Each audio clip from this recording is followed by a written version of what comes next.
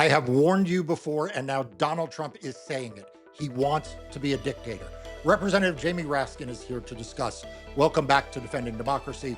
I'm Marc Elias. But please make sure to like and subscribe and hit the bell to make sure you get notified whenever we post a new video. Congressman Jamie Raskin, welcome back to Defending Democracy.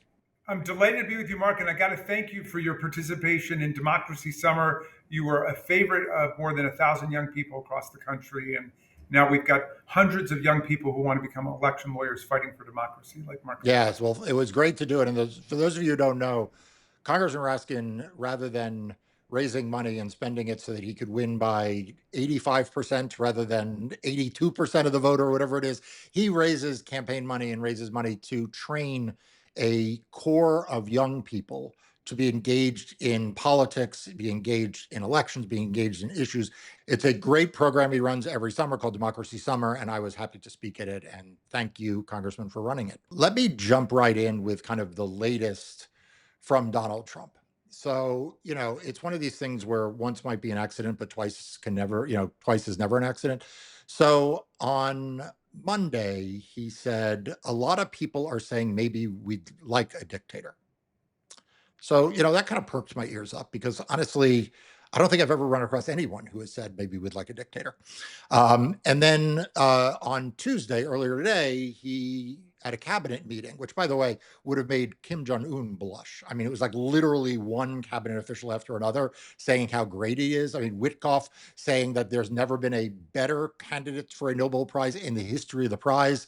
The labor secretary, I forget her name, saying she had draped a huge banner picture of him on the side of the building because he was like the greatest president ever. Anyway, but he again mused about this idea that, people may like a dictator because he's tough on crime. And, what do you make of his floating being a dictator? Well, we remember he said during the campaign that he wanted to be dictator on day one. And he's flirted with that language for a long time. In some sense, we shouldn't play into it because all we need to know is that our Constitution does not allow it. We have a president whose job is to take care that the laws are faithfully executed, and the Constitution is supreme. We don't have a supreme leader. What's interesting to me psychologically, Mark, is that it's at his points of weakness, and there's growing weakness in this administration. His poll numbers are tanking. He looks ridiculous on a number of fronts, including tariffs. But it's during moments like that when he wants to use that language, he would like people to say he's like a dictator because it makes him seem strong. I mean, he's as much like a clown as he's like a dictator. Yeah. So you turned me on to a really important concept that we don't have three co-equal branches of government. As you point out, co-equal is not even a word. That really the founders intended Congress to be supreme. And I want to pick up on what you just said about, that the Constitution doesn't allow it. As tell me if I'm wrong. You're the constitutional law scholar and professor and expert here. The Constitution was the product of the United States being formed by colonies that revolted against a dictator. Wasn't the great fear that the founders had that we would devolve into a dictatorship? So like literally the entire purpose of the Constitution is to not allow us to have a dictator.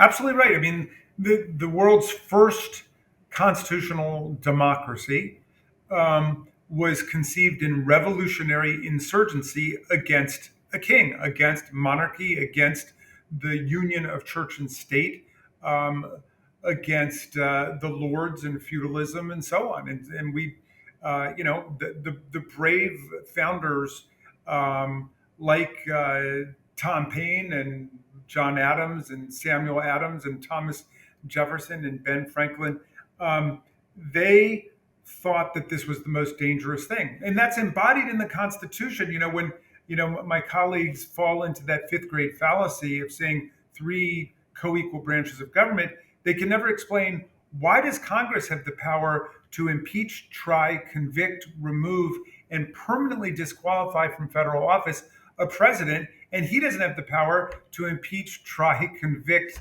remove, and disqualify us, right? It's because the founders of the country were seriously afraid of what a mad king hell bent on wars of vanity and conceit and imperial ambition could do to everybody. That's why Congress has the power to declare war. That's why we've got the power over the budgets. We've got the power over taxes. Trump is the first president to dare to say he could just impose tariffs on his own.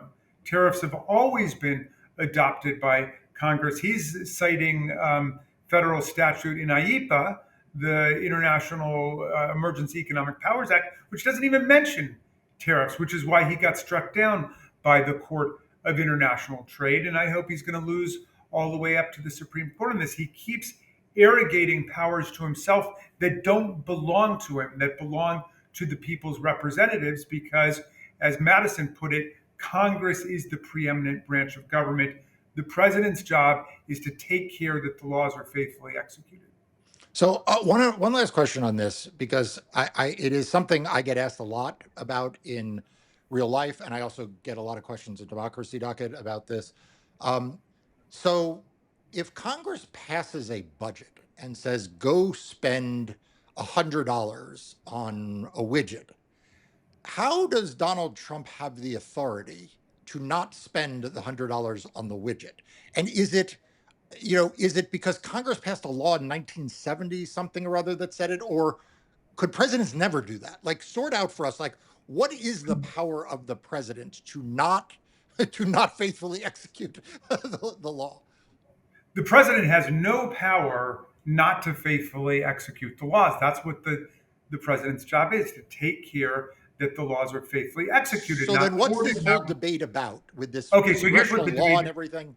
Well, I mean, there's really not much of a debate. I mean, the president does keep losing on all of this. He has no power to just impound federal money because he disagrees with it. He has no power just to unilaterally rescind a budget expenditure. He does have a statutory power to come back to Congress to request rescission, to say that there have been whatever substantial changes in the circumstances, the facts on the ground, and he's asking Congress to rescind the money. But that remains Congress's decision, not his decision.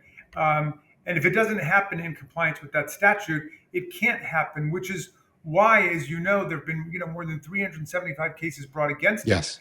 And we have more than 200 temporary restraining orders and preliminary injunctions that have been issued by judges from the most conservative in the land to the most liberal in the land, saying, no, you have to go ahead and implement the law that's been passed by the House, passed by the Senate, and signed into law by a president.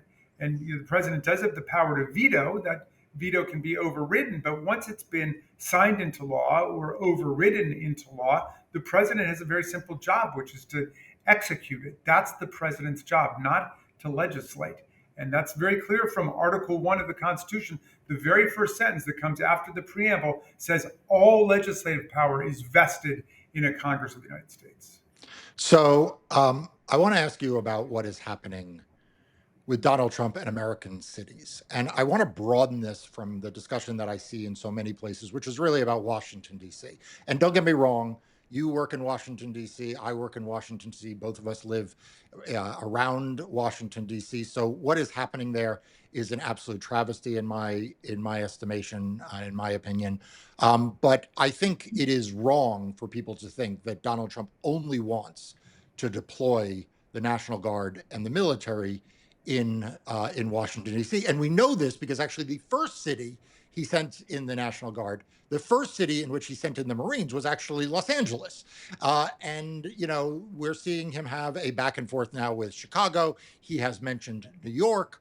I don't think that this ends with just Washington, D.C., or even those cities. I think this is part of an effort by Donald Trump to put U.S. military, National Guard, in blue cities. And we can talk about why that is. I think it relates in part to the 2026 elections. But talk to us a little bit, both as a member of Congress, as a student of American history and constitutional law, and also of politics. What do you make of this effort by him? What is he trying to achieve? What ground does he stand on? And do you agree with me that you think this spreads much, much further? Well, but I do want to come back at the end, Mark, to where you began, which is the elections next year, because I think ultimately this is his objective and his destination, which is to create a series of crises and pretexts for intervention that would allow him to alter the course of his electoral destiny. Right now, he's going down. I mean, they threw 17 million people off of Medicaid health care. It doesn't really kick in until after the election, but everybody understands there are already rural hospitals closing. It's totally changed the health sector already. They threw 20 million people off of their SNAP nutrition benefits. So they understand that his popularity is sinking like a stone right now. So ultimately, this is about the elections. But if we look at it as an historical and a legal and a judicial matter, there are all kinds of boundaries that are being destroyed by what he's done. One is that we don't use the military for law enforcement purposes. That's the meaning of the Posse Comitatus Act. That is a sacred principle to our revolution and our Constitution. We don't believe in a standing army that can threaten the liberties and the freedoms of the people, something that the right used to insist on, although they've all grown mum on it right now. So that's one major problem. Another is that the president is completely collapsing the difference between what's federal and what's local. And the DC is a great example of that because the Home Rule Charter for DC from 1973 says that the president has the power not to take over the police department, but to direct the mayor to make the police department available for the purposes of addressing a federal interest where police are needed. A great example of that would actually be a violent insurrection at the Capitol, precisely where Trump did not try to get the police involved or send in the National Guard. He did everything in his power to prevent that from happening. But in any event, that would be an example of a real federal interest. Another would be the protection of a prime minister who's in town and Right. they need eight, squad cars or whatever. Okay, but Trump says, no, I'm going to take over the police department, which he has no statutory power to do, has not been given that power by Congress under the Home Rule Act. And he says, I'm going to do that in order to clean up the graffiti, the filthy graffiti in the filthy streets and the blight of homelessness. These are not federal interests as contemplated by the Congress in the DC Home Rule Act or by the Constitution itself. These are local interests. And so he really kind of obliterates that distinction there. And he's been doing that all across the country by trying to militarize the cities and then deploy the military for law enforcement purposes, which is not what they're trained to do. They're trained to be war fighters and not to go enforce laws against graffiti or jaywalking or whatever it might be. So it's a mess what he's done. I think that the silver lining here, Mark, is that it's created a very positive political backlash across the country where the mayors and the council members and the people of these cities and towns are saying this is ridiculous, and they're getting sympathy from people in other municipalities saying, look, crime is at a 30-year low in the District of Columbia. Homicide is down in Baltimore and in Chicago and so on. The mayors and councils actually have stuff to teach Donald Trump about crime fighting. But the fact is, under American federalism, if you want to get everybody together, great. That's when it works best, when the feds are working with the states and working with the localities to try to fight crime. Have a summit on what's working around the country.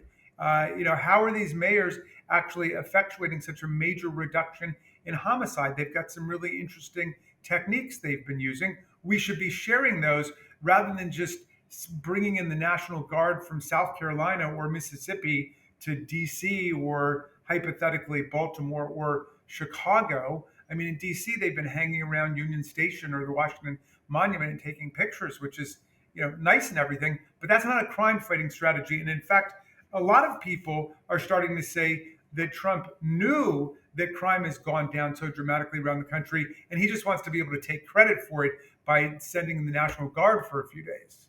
Yeah. So I want to pick up the point that you mentioned at the beginning about elections, because my view is that Donald Trump is desperate to undermine free and fair elections in 2026. That everyone who looks for a unifying theory for Donald Trump, and they try to find it like in tariffs or trade or crime or whatever, it's all a bunch of bullshit. Like Donald Trump has no core belief on anything. The only thing that has motivated his political career is power. And it is the escalating use of force and threat and coercion, of unsavory tactics, breaking norms, whatever it is, in order to acquire and keep power. And he is more desperate now than ever before because he is viewing down and the unpopular polls, the cutting of healthcare, the sort of decadence and corruption of his administration, and he's afraid he's going to lose control of Congress in 2026. And if he loses control of Congress, the difference between Jamie Raskin having a gavel and some Republican having a gavel is, for Donald Trump, night and day. I mean, it's also night and day for the American people, but from Donald Trump's narrow interests of keeping power, it's a really big deal. And so he will do anything he can to keep power. And so the unifying theory of why is he requiring Republican states to gerrymander new maps? Why is he saying he's going to ban mail-in voting? I was asked by Chris Hayes why he said, what's behind the strategy of Donald Trump banning mail-in voting? And without missing a beat, I just said, because the Democrats vote more by mail. Like it's not any more complicated than that. The reason why he still wants to ban mail-in voting is because Democrats use mail-in voting Yeah, more than Republicans. that's not exactly an Agatha Christie mystery. Correct, exactly. It's not three-dimensional chess. It's not even chess. It's barely tic-tac-toe. I mean, that's the game that Donald Trump is playing. And he has targeted unspecified voting equipment. I'll tell you what voting equipment he's going to target. He will specify the voting equipment when he finds out what voting equipment is used in Baltimore, what voting equipment is used in Detroit, what voting equipment is used in Atlanta, what voting equipment is used in Charlotte, right? He will target the voting equipment that is used in blue cities because he doesn't want Democrats voting. And to your point, and this is maybe the most controversial part, but you opened the door on this, I want to go back to it, is I think he wants to deploy federal law enforcement, surge federal law enforcement, and also deploy the National Guard and perhaps active military in blue cities because he thinks it will help him win the election. And I don't mean that by being tough on crime. I mean by intimidating voters and engaging in tactics that, frankly, you tell me, I'm not sure this country's ever seen. Well, remember that the Republican National Committee itself was subject to a number of consent decrees and judicial orders, precisely because they were sending people who looked like Yeah, they were doing our. privatized. So this was 19, for people who don't know, this originated in the gubernatorial election in 1983 in New Jersey, where they sent off-duty police officers and others dressed as wearing patches that said election integrity officials, and they engaged in harassment of Black and Latino voters at the polls. But here we're actually talking about not people pretending to be, we're actually talking about people who are in the military Yeah, or the National Guard. I mean, that was like a Cub Scout picnic compared to what's going on now. But the point is that this has been, voter intimidation and voter suppression have been strategies for a long time on the Republican side. And we should say also it was a strategy on the Democratic side when the Dixiecrats were running the Democratic Party with stuff like the white primary and, the grandfather clauses and literacy tests and poll taxes and so on. But the Republican Party today very clearly has picked up the mantle of political white supremacy and trying to intimidate people who they think are not going to vote for them. So I agree 1,000% with your analysis that ultimately Donald Trump is thinking tactically about getting into the new year and what he's going to do in order to demoralize and fragment and intimidate and thwart the vote of people who are not going to vote for him. My only slight amendment I would have to what you said is that it's not completely about power. It's about power and wealth. And in some sense, you could say the power is to protect the money making operation, which is at the heart of Trump enterprises. I mean, this is a guy who has earned something like 3.7 or 3.8 billion dollars since he's been in office. I mean, that's extraordinary. So staying in office, yes, is part of the plan for continuing to rake in this kind of money and then protecting it. Yeah, look, I think this is part of the reason why and I've observed this before. I think that look, I think there are a lot of Democrats who are fighting and who are standing up to Donald Trump and doing a great job. You first and foremost, I think Gavin Newsom, what he's doing is great. But I think the guy who actually gets in Donald Trump's head more than anyone else is actually J.B. Pritzker, because he stands up and fights against him. But Donald Trump looks at someone and says, "Okay, this guy's really rich, and like he didn't make it by grifting money from his supporters." Do you know what I mean? Like it's not the product of like shaking down the Emirates for a plane. Do you know what I mean? Like it's and I think Trump actually, in a weird way, is kind of intimidated by people who are genuinely wealthy, where the money Well, we didn't saw that come with Elon from. Musk, you know. Right. Good example. Yeah. I'll be right back with more of my conversation with Congressman Jamie Raskin in a moment. But, I started Democracy Docket in 2020 because I knew there needed to be a reliable, informative, pro democracy place for you to learn about what's happening to democracy in court and around the country. Now that the Trump administration has turned the Department of Justice into a weapon that it's using against its political opponents, our team is growing to meet this moment, but it needs your support. Please become a premium member now at the link above or in the description below, because it will help make sure that this team has the resources necessary to keep you informed about the fights ahead. A lot of bowing and scraping going on there, but there's also a sense of competitive rivalry too. And then in the end, he began threatening, Elon Musk's access to these massive government contracts, which of course have been central to his wealth maximization plan. Now, I noticed in the other thing I want to say about this voter suppression is in the statement that he posted on social media, I guess his social media post, whatever you call it, from last weekend. So this is going back a little bit, where he talked about banning mail-in voting, which was the thing that most people picked up on. The thing that got me really worried was further down in that post. He said that the states are the agents of the federal government for counting and tabulating votes, and that the president speaks for the federal government. So, first of all, this all seemed cockeyed because, like, I don't think the state. I mean, it is ahistoric and unconstitutional. It is unconstitutional to consider these states to be the agents of the federal government. But ultimately, what he was focusing on was that he can direct them how to tabulate and count votes. Well, um, if a Democratic president had said that, the Republicans would be calling for impeachment right now, that the states are mere instrumentalities of the federal government for the purposes of ballot tabulation or any other purpose. The Supreme Court itself has said that the federal government may not commandeer the personnel and the machinery of the state governments for the purposes of law enforcement or any other purpose. The states have their own intrinsic um, political integrity and constitutional juridical existence. Okay, so Donald Trump was totally wrong about that. And also, again, Congress is the lawmaking power for the federal government, not the president. Congress has the power to engage in um, regulation of elections for purposes of time, place, and manner, and other purposes, not the president of the United States. He can only implement the laws that we pass. He really has no role in the whole process Yeah, constitutionally. I want to unpack a couple of pieces of that just to clear up for people who might be worried. One not worried.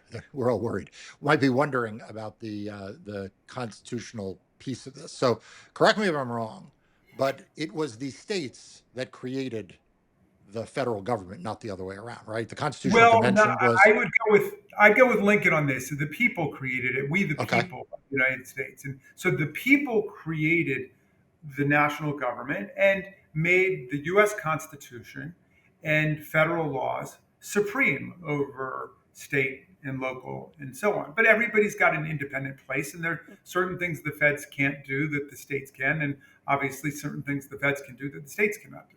But the states, there are in the Constitution principles of federalism that give the states broad authorities. I think it's the 10th Amendment that delegates authority to them. That is not, and to the people. That they the states were not created to be agents of the federal government. The states, have their own existence separate from the federal government. Absolutely right. The states were not created as instrumentalities for the federal government. And the reason why we have a president and an executive branch is to implement federal laws, because it's not up to the states to Right. implement federal laws. And then my other question for you, or not a question, but comment and clarification, is you mentioned the elections clause. So the elections clause basically says that states, in the first instance, set the time, place, and manner of elections, but Congress, through legislation, can essentially override. Right. So in the first instance, we let states run elections in this country. We don't have a national body of elections. We have state-run elections. Actually, in a lot of states, they're county or locality-run elections. Um, but Congress can decide, for example, to set a uniform day for elections, or requiring that military and overseas voters can vote by mail. Like Congress can decide, what states we're going to make you, in the connection with federal elections, do certain things to make sure that we have uniform elections. There is nothing that is in, as I recall, that is in Article 1, which is the Section part about four. Yeah. Congress. There is nothing in there that even mentions the president. No, Article 1, Section 4 just says, look, the states can set the time and the place and manner of elections, but that can be subject to regulation by Congress and for different purposes, like I think you mentioned, the Overseas Citizens and Uniformed Services Voting Rights Act, right, to make sure that armed service members abroad have the right to vote and participate. And this has been part of what gave Congress the power to pass the Voting Rights Act, Section 5 of the 14th Amendment. And also, this section can deal with some of the technical and mechanical issues around voting. But the president has no power to. A lot of people ask the question, well, can the president just nullify or dissolve the elections? No, he has no power over that at all. And remember, his job is to take care that the laws are faithfully executed. Sometimes people say, well, he's commander in chief of the country. Actually, he's not commander in chief of the country or of the government. He's commander in chief of the army and the navy and the militias in times of actual service. That's Yeah. the president's job. If you're a textualist, as I am, if you believe in the language of the Constitution. Yeah. All right. So I want to ask you about redistricting, which also implicates state power and, in theory, congressional power over districting. I say in theory because, for all of your Republican colleagues now from California and some of them from New York, who all of a sudden don't like the idea of mid-cycle redistricting and don't like the idea that maps might be drawn with partisan effects, these folks all voted against the Freedom to Vote Act and the For the People Act and the John R. Lewis Voting Advancement Act. And those laws, particularly the Freedom to Vote Act and the For the People Act, would have set up a national system that would have prevented everybody in every state from engaging in the kinds of practices that Texas is, and then now that some Republicans who are in the crosshairs of this are now objecting to. So you've seen, obviously, what's happened in Texas. For people who need a clarification, the president ordered up a new map in the state of Texas, and Greg Abbott gladly accommodated by calling a special session, and the Republicans in that state then enacted what it can only be described as a gross gerrymander. It is a racial gerrymander. It targets Black and Hispanic voters. It violates Section 2 of the Voting Rights Act. It is also, in my view, violates the Constitution in the way in which they did mid-cycle redistricting. My law firm filed a lawsuit the morning after the evening that the state Senate passed the map, making all of those claims.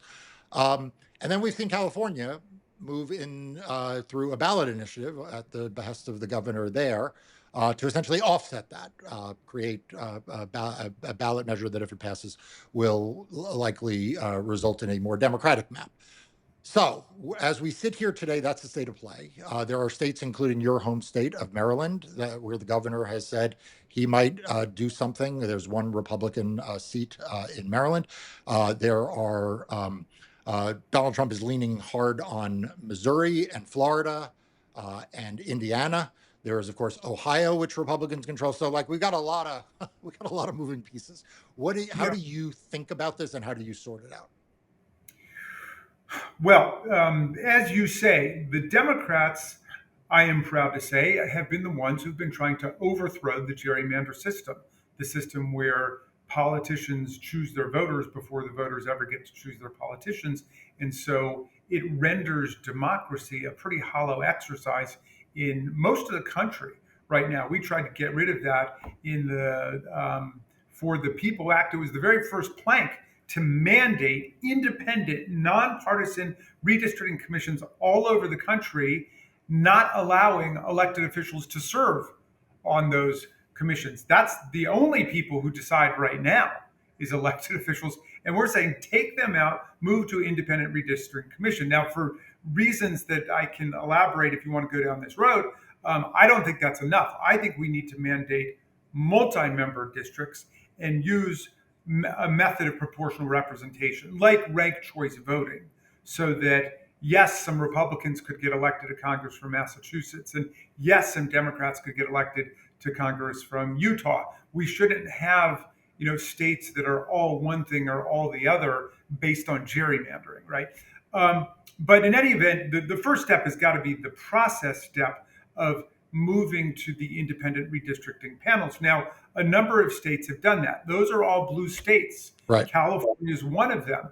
And so, in dragging us down to this race to the bottom, the GOP in Texas is turning the clock backwards further. I mean, California showing the way. Let's have an independent, nonpartisan redistricting process. Texas says not only do we want to have the bare knuckle rugby match of partisan warriors every 10 years, we want to do it every 2 years. We want Hunger Games nonstop so we can use not just computers, but artificial That's intelligence right. to determine exactly where our voters are and then maximize the number of seats we can squeeze out of Texas, as Trump put it, or any other state. I mean, it could not be more explicit or naked than it is right now with what Texas is doing. And so this means that the districts become less competitive and the overall delegations become less representative, and we end up having less democracy. But I've said we've tried to fight fire with water for many terms of Congress, and the arsonists in the Republican Party keep burning it down. And so at this point, what else can we do but fight fire with fire? I don't even think there's anything remotely ethical about saying, yes, we'll just let them become a permanent majority, not just in these gerrymandered state legislatures where they keep drawing themselves into power, even where you've got a popular majority against them. But we're going to allow them now to just draw themselves into a permanently gerrymandered majority in the House of Representatives. I mean, I don't think we can do that. I don't think there's anything that is politically or morally or ethically indicated about doing that. We've got to fight fire with fire and try to make sure that the majority gets represented. What else can we do? And then when we take Congress back, we can try to move the country forward by getting a larger bipartisan consensus behind reform. Yeah, the bills that would have improved voting, would have improved voter registration, would have made significant improvements into election administration, things that are just like common sense, that are actually not even that Republican election officials want, and that would have ended the scourge and what you call the race to the bottom with redistricting. Those were all provisions in a bill that Democrats put together. That Democrats put, I think it was the first bill of the session, HR1, Yeah. and the first and Democrats in the House all voted for, and Republicans all opposed it. Like every one of the Republicans opposed it. I always say this when people say, "Yeah, but didn't it die because Democrats in the Senate were unable to overcome the filibuster?" I always say, before you blame the Democrats, why did they have to overcome a filibuster? Like, why weren't there Republicans willing to vote for this bill? They weren't willing to vote for it in the House. They weren't willing to vote for it in the Senate. And I feel like, Congressman, we have a culture problem here. Like, there is a culture problem in that Republicans just won't vote, your colleagues in the House, they just won't support these basic democracy measures when, it wasn't that long ago that they were voting for HAVA, the Help America Vote Act. They were voting for the MOVE Act, which The Voting expanded Rights military. Act. And of course, and the crown jewel, I was about to say, and what Ronald Reagan called the crown jewel of American democracy was passed overwhelmingly by Republican presidents and Republican Congresses in 1982, in 2006. What do we do to break the culture problem, as I call it, that has gripped your colleagues, that doesn't allow them to support any of these things that we're talking about? Well, this is the problem of Donald Trump. I mean, Trump could not even understand what you're saying, Mark. I mean, it doesn't make sense to him to say everybody in democracy has the right to vote, and we want legislative delegations that are going to be roughly proportional of the people, and we want a democratic system that's open to everybody.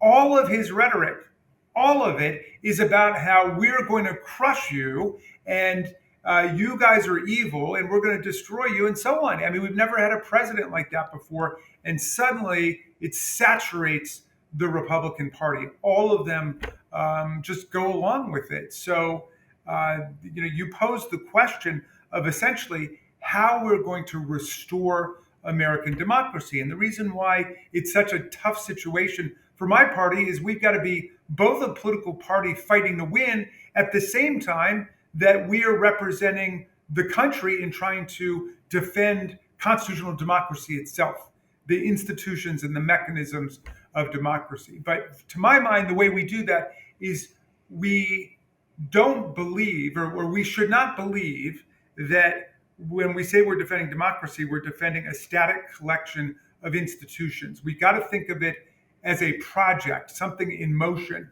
Tocqueville saw this in Democracy in America. He said that democracy and voting rights in America are either shrinking and shriveling away or they're growing and they're expanding. We've got to get back on the growth track. And that means a constitutional amendment on the right to vote. That means getting rid of gerrymandering, getting rid of voter suppression. It means statehood.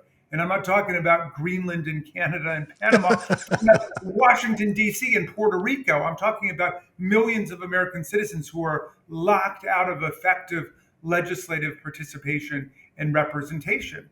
And I got to be the floor leader for the DC statehood bill, which we passed in the House in the 116th and 117th Congresses, and I worked with Eleanor Holmes Norton on that. And when I got up, I was very proud. I said, "Look, I want to salute the 713,000 tax-paying draftable citizens of Washington D.C. because they have a bona fide, authentic political grievance against Congress, but they didn't come down here and beat the hell out of our police officers and wound them and injure them and disable them and give them strokes and heart attacks. They did it the right way. They petitioned for statehood admission.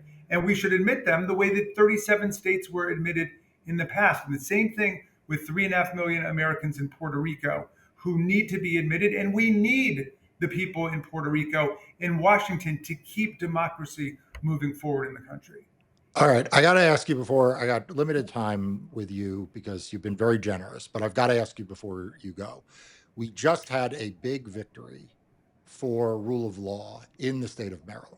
Now, I feel a little sheepish saying it's a big victory for democracy because it was a ludicrous idea that the Trump administration tried. So, just to summarize, essentially, Donald Trump's Department of Justice was acting in bad faith with handling what are called habeas petitions. These are petitions by people who were being threatened with being sent out of the United States into foreign gulags, like we saw what happened to the Venezuelans who were sent to El Salvador. And so district court judges around the country who have to hear these habeas petitions, these emergency petitions to prevent these removals, were sort of tearing their hair out because when these petitions were filed, rather than the Department of Justice doing what a sensible Department of Justice does, which is to slow the process down to let judges have an opportunity to hear these cases, the Department of Justice was doing the opposite. They were speeding things up to rush these people outside so that then they could turn to the federal judge and say, too bad, Your Honor, too late, you moved too slow. So the chief judge in the District of Maryland, the federal court in Maryland, issued what is a routine, non-controversial thing. It's a standing order. Sometimes people refer to them as local rules that basically said anytime a habeas petition is filed in this district, which is statewide in Maryland, 48 hours has to go by before the government can remove the person. Right? Why 48 hours? Because the judge wasn't trying to jam the Department of Justice, wasn't trying to hold this up. The judge just said, look, we need 48 hours to just hear the case, to read the pleadings, get a response, like hold a hearing, figure out what's going on. And what Donald Trump's Department of Justice did next is an absolute fucking outrage. It is not business as usual. It is completely aberrational, which is rather than appealing the order to say the Fourth Circuit Court of Appeals, right? Rather than saying, Your Honor, we think you overstepped, which he hasn't, but we think you've overstepped. We're going to appeal this order through one of these habeas cases. They sued the judges. They sued the chief judge. They sued every judge. Like, here's the thing, everyone. You don't get to sue judges. Okay, if you don't like the outcome to a case, you don't get to sue the judges. But that's what the Department of Justice did. My only fault for the way this was handled is I thought the judges should just throw this lawsuit out and not even humor it. Instead, they handed it to another judge from a different district to hear the case as if it's a real thing. By the way, a judge appointed by Donald Trump, and he threw it out and he excoriates the Department of Justice for this. I am of two minds here, Congressman. On the one hand, I am pleased by the results. On the other hand, I swear we're going to lose our democracy if we treat as normal the absolutely aberrant behavior of Donald Trump in this Department of Justice. What do you think? Well, yeah. I mean, look, this is why the opinion from Judge Cullen is so beautiful because, I mean, it's a systematic and rather rapid demolition of the idea that there's anything to the government just suing all of the judges in their personal capacity. And he said, that's not how judicial immunity works. That's not how the separation of powers works. It's almost like he was tutoring a first year law student who came in and says, oh, well, if you don't like the opinion of the judge, you sue the judge. No, that's not how it works. You appeal the judge to the next level of the judicial system that you're in.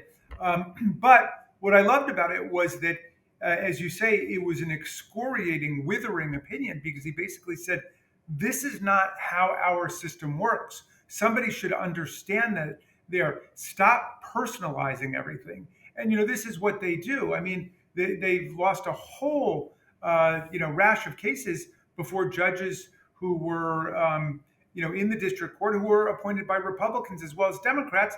And then they want to impeach the judges. I mean, we spent the early part of this year trying to defend judges against the claim that they should be impeached. I had colleagues, in the House office buildings who have wanted posters up of Oh my federal God. judges. Yeah, and some Republican appointees, including Judge Boasberg, the chief judge of the district court in the District of Columbia, who first got the Abreu Garcia case and the case of Don't they realize that they're putting these people's lives at risk?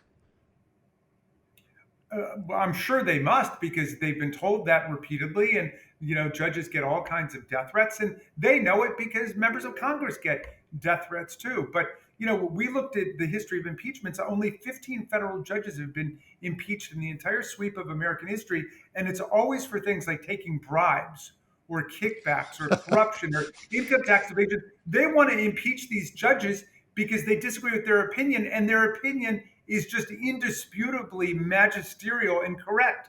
They will never tell you what was wrong with Judge Boasberg's opinion. They just don't like the fact that he disagreed with the administration. All right. Well, if only you could find a politician in Washington, D.C. who seems to be taking bribes and kickbacks, who deserves impeachment. Maybe when you have a gavel back in your hand, you'll take that one up. Yes, indeed. Well, I would say that those conditions are necessary, but they're not sufficient. I understand. Um, I but, understand. but we are You're the vigilant indeed. yes, We are on the case. yes. Congressman Raskin, it is always a pleasure to have you. You are a mensch, a scholar, a great representative for your constituents, and a good friend.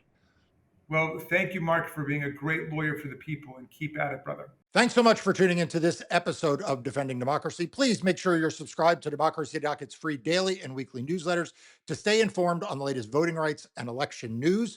Also, subscribe to this video, like it, and share it. And please leave a comment. I read them and really like to hear back what you think we are doing well and what we can do to improve. We'll see you next time.